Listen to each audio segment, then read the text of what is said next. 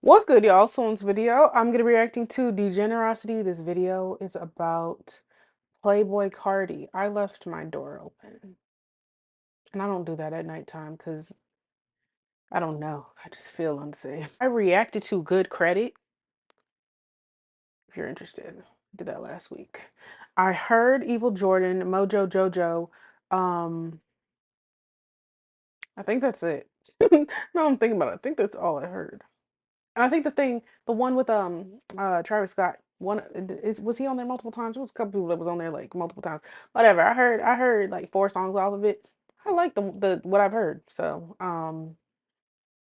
I considered reacting to it, but 30 songs by an artist that I'm not, I think he's cool, not totally like my style.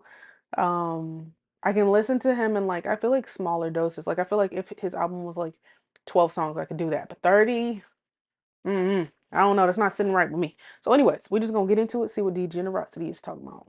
After years of waiting, after years of anticipation, after Ooh, many I just delays. beat God of War Ragnarok. Well, I beat the story. The side quest, I ain't beat it. I ain't gonna lie. I just had to. I had a goal. I was like, I gotta beat it. I gotta beat it, and I did. Fire game.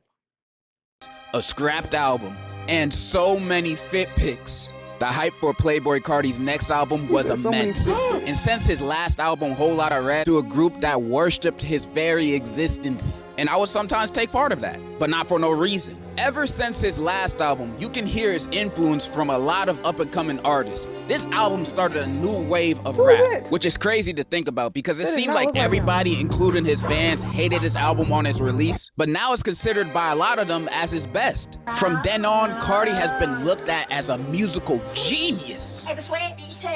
But the delays for his new album, I Am Music, did cause a lot of us to lose hype and hope for this project And that ever released. Was that from, I don't know. I love X-Men and Marvel and everything, but I don't know, just from that one scene, I don't know what movie it was from, but it kind of looked like the Wolverine and Deadpool and Wolverine. That was also fire movie.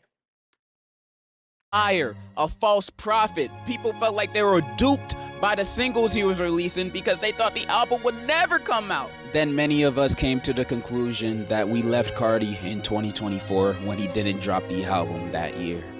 Then he said the album was dropping that Friday, and the hype instantly came back. I mean, we had the bald British guy confirm it, so we know it's really happening. New music! Thank you, Carti. I never doubted you for a second. And after, of course, a few more delays, having dudes wait all night on the album that ain't even released until the next morning, he finally dropped I Am Music on Friday. His first album in almost 5 years, and his first collaboration album ever with DJ Swamp Izzo. And the number one question is, did it live up to the hype, and is it good? I liked it. I mean, it's magnificent. I ain't never heard music bless my ears like this before in my life. Carti's the GOAT! Alright. But I do have some thoughts. Let me tell you everything I liked. First, there's energy in both vocals and production throughout the entire project. I can imagine almost every song on here being hype at concerts, which makes the album a fun listen. Songs like K-Pop, Toxic, Crank, Coca-Cola Knows are all exciting songs for me. And the intro track, Pop Out, I wasn't too into it on a first listen. I was low-key thinking, why is this the intro track? The beat sounds like an alarm clock. But after a few more listens, it has grown on me. And I'm not gonna lie, this might be my favorite song on the album. I'm being so for real. This song is just pure hype. Second, the features on here are stacked. There's The Weeknd, Young Thug, 2 Future features, 2 Lil Uzi features, 3 Travis Scott features, and 3 Kendrick features, which I'm surprised he's even on here, let alone being on 3 songs. And I'm not here to talk about the hypocrisy of Kendrick. I'm glad he's not going to talk about it because I'm not going to get into it. I'm not going to get into it. I'm on my period, so I'm a lot of bit more irritable on crash out time. I'm just really waiting for someone to give me a reason. I'm really just waiting for someone to give me a reason. But you know what? He's not going to talk about it. wanted to be on this album while dissing Drake being a deadbeat dad, while at the same time being featured on an album with one. Those are valid criticisms, but I'm just here to judge the music. And I like every song Kendrick is on. Backdoor, he don't do anything crazy, but the song is supposed to be a vibe anyway, and that it is. Good Credit just overall slaps. It's a hard track, especially Kendrick's verse. He's spitting rhymes and tweaking at the same time. And when that bitch on point like ASAP Rally. Between Carti, my evil twin. Bro, that's just funny. How can you hate? And him on Mojo Jojo, he don't spit a verse, more like he's just introing the beat drop, but I still love it. Yo, Carti, I need that Back to the Future. I need that extraterrestrial PP, Carti. Give it to me. Just like that, Carti. Just like that. When I heard Kendrick say that beautiful poetry, I felt that in my dick. Travis and Carti on Philly also goes hard, although it sounds like a Travis Scott song featuring Carti. I still enjoyed it. Like Wheezy with the first ever SpongeBob feature, sounds like pure happiness and joy. I genuinely don't understand how people be getting hella piercings in their face. I have a nose ring that I felt like they almost, bro, I have 6 tattoos. I will get 6 more tattoos before I get my nose. If this comes out, I promise you, I will never get it re-pierced. That shit hurt. That shit hurt. My tattoos, they didn't, I don't know. It's a different type of pain.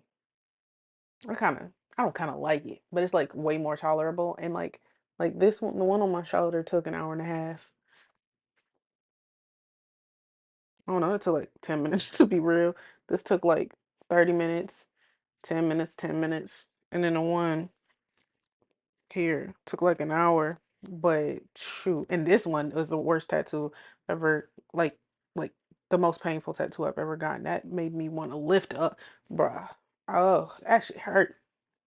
But not more than this. And this took like 2 minutes max. Oof, no thank you. And then the healing process, absolutely not. I'm about to get another tattoo for real. When I hear it, charge them hoes of Fee, Future, Carti, and Travis coming back together on the track Sense Type. One of my favorite songs of last year. I don't feel the same about this track, but it's cool. Lil Uzi's features were nice too. Okay. Even though he only plays on 2 tracks that are only a minute and a half long, he gave a nice verse on Twin Trim and a verse on Jumpin' that sounds like an elementary school rhyme. And I don't mean that as an insult, it's a fun song. And the song We Need All the Vibes with Young Thug and Ty Dolla $ign is such a good summertime song. I can already see myself walking at the beach or pool, listening to this song, feeling like the man. The features on here really elevated the album for me. I'm a fan of all of them. With that, combined with Carti's energy and the cool production throughout most of the tracks, this album is almost great. Almost. I like the album, but there are things that hold it back for me. First, other than the songs Good Credit, Pop Out, and Crank, there are no other songs I would say I love on here. A lot of likes, but not much love to give. And I have to say, I think the album is a little bloated. And songs I formerly loved before the album release were low-key ruined, like Hood by Air and Evil Jordan. Look how they massacred my boys. Evil Jordan now has a minute-long intro that sounds like... I really like the intro. But I ain't never heard that song before, so I didn't know it was like a remake or something. So TikTok edits of the song. And when the beat is about to drop... and I got a TikTok edit too. I might put it in a video real quick. Show y'all what I'm looking like. Ugly ass snare and a Roblox gun sound effect, killing the beat drop of the song. This song did not need all of this, bro. Save that intro for the concerts. Then Hood by Air is also ruined by the unnecessary snare in his intro and throughout the whole song, bro. Why was the snare added? I don't know. I love the original versions of this song way more than the album versions. This snare is added in a lot of songs. Most of the time it's not bad, but those 2 songs, it sticks out like a sore thumb. The song Opium Baby sounds like it was straight made using a soundboard. Not just that, it don't even sound good. It might sound good for a schizo meme. The beat drop was underwhelming. Travis is just doing ad-libs the entire time. Then Carti drops a short verse, and after that, the song is basically over. And I'm disappointed. When I heard that snippet Carti dropped, I was like, yep, this is about to be the best song on the album. Just to be hit with 3 minutes of buildup. I'm also a little disappointed that he didn't add Backrooms or 2024 on there, even though it's 2025, but I still like the song. He did add the songs on his album to his website though. And all you have to do to listen to them is pay $8 in this economy?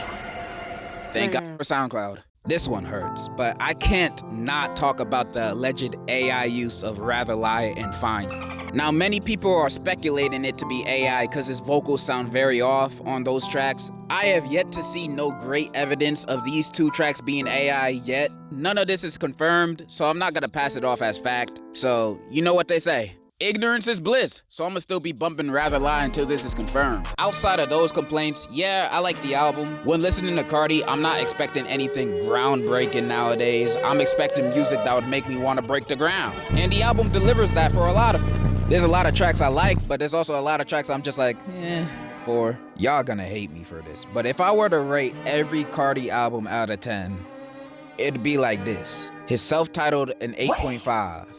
Dial It, a 9. I love almost every song on that album. Whole Lotta Red, a 8. And I would rate I Am Music a 6.5. Oh, hell nah! Hang him!